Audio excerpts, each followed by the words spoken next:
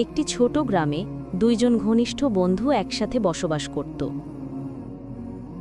একজন রহিম আর একজন করিম।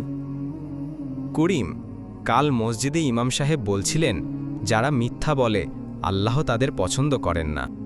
আরে ছোটখাটো মিথ্যা না বললে মজা কোথায়? মাঝে মাঝে মিথ্যা বললে ক্ষতি কি হয় বল? না বন্ধু, মিথ্যা একদিন না একদিন সমস্যায় ফেলবেই। দেখি কি হয়। তখন দুই বন্ধু বাসায় ফেরার জন্য জঙ্গল পথ ধরে হাঁটতে লাগল। হাঁটার মাঝে হঠাৎ করিম দেখতে পেল পথের ধারে একটি বল পড়ে আছে। আরে রাহিম, দেখ, এখানে একটা নতুন ফুটবল পড়ে আছে।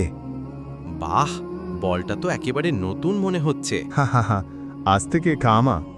না করিম, এটা নিশ্চয়ই কারোর হারিয়েছে, ফিরিয়ে দেওয়া উচিত। উফ, তুই বুঝিস না?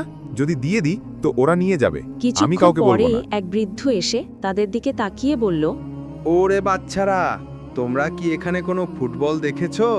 আমার নাতির বলটা কোথাও পড়ে গেছে। চাচা, আমরা পেয়েছি, এই নিন বলটা। আলহামদুলিল্লাহ, আল্লাহ তোমার মঙ্গল করুক রাহিম, তুমি সত্যবাদী পরের ছিলে। দিন সকালে রহিম রাস্তায় দাঁড়িয়েছিল। সকালের হাওয়ায় চারপাশ ছিল শান্ত। ঠিক তখনই এক ব্যক্তি তার কাছে এসে দাঁড়ালো করিম, এবং বলল, শুনেছি তুই গ্রামের দোকান থেকে বিস্কুট চুরি করেছিস। না না, আমি কিছুই করিনি। মিথ্যা বলিস না, দোকানদার তোকে চোর বলেছে।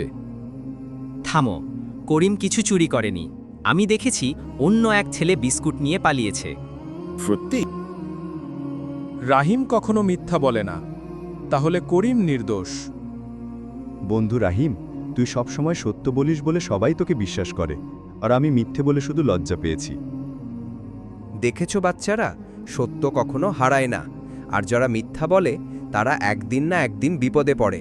আজ করিমও শিখল, সত্যের জয় সব সময় হয়। আমাকে মাফ করে দাও, আজ থেকে আমি আর কখনো মিথ্যা বলবো না। চল বন্ধু, আমরা দুজন মিলে সবসময় সত্য কথা বলবো। বন্ধুরা, মনে রাখবে, সত্য মানুষকে সম্মানিত করে আর মিথ্যা মানুষকে লজ্জায় ফেলে।